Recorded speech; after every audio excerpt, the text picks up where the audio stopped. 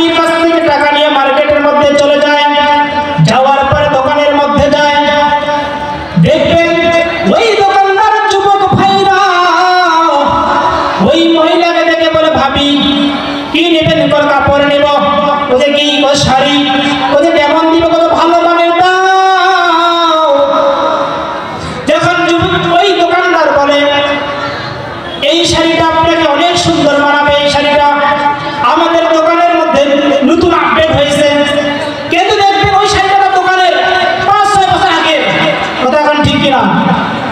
মহিলাদের মন নরম, একটু যদি পান দিতে পারে দেখবেন ভুলে যায়। দোকানদার যখন বলে, ভাবি আপনার এই শাড়িটা খুব সুন্দর মানাবে, এখন ওই মহিলা তখন নরম হয়ে যায়। যেহেতু ভাই বলেছে অবশ্যই মানাবে। মনে করেন শাড়ির দাম যদি তার স্বামী কিনতে যাইতো, দাম নিত 2000 টাকা, কিন্তু দেখলো কাপড় থেকে অবশ্যই যেহেতু ভাবির পছন্দ হয়েছে, তাহলে এই শাড়ির দাম একটু বেশি করে চাইতে হবে, যাতে যেহেতু পছন্দ হয়েছে শাড়ি ভাবে অবশ্যই কিনবে। ঠিক না? ওই 2000 টাকা দামের শাড়ি বললো কত? ওটা 8000 টাকা। ভাবি বলতেছে, ভাই 8000 টাকা আমি 5000 টাকা দিব। দেখেন 2000 টাকা দামের শাড়ি 5000 টাকা দিন বলতেছে। এখন যুবক বলতেছে, না আমি দেওয়া যাবে না, আপনি যেহেতু এসেছেন আপনার জন্য 1000 টাকা কম রাখতে পারবো, 7000 দেন। এই বলতে বলতে 6000 টাকা দিয়ে শাড়ি কিনে আনলো বাসার মধ্যে। তারা ঠকলো কিনা? অবশ্যই ঠকলো।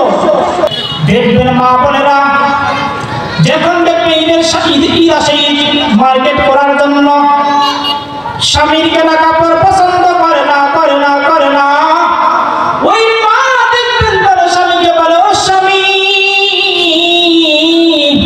আমাকে তুমি টাকা দাও 5000 10,000 টাকা, আমি তোমার মার্কেটের মধ্যে যাবো, নীলফামারী মার্কেটের মধ্যে যাব। স্বামী যদি টাকা দিতে না পারে, দেখবেন ওই স্বামীকে বলে, তুমি মনে করো স্বামীটা পুরো জীবনটাই 10 বছর 20 বছরের সংসারে সব কিছু আশা পূরণ করছে, যদি একদিন একটা আশা পূরণ না করে, সে বলে, তুমি আমায় কি দিয়েছো? তুমি আমায় কিছুই দাওনি। আমার আল্লাহ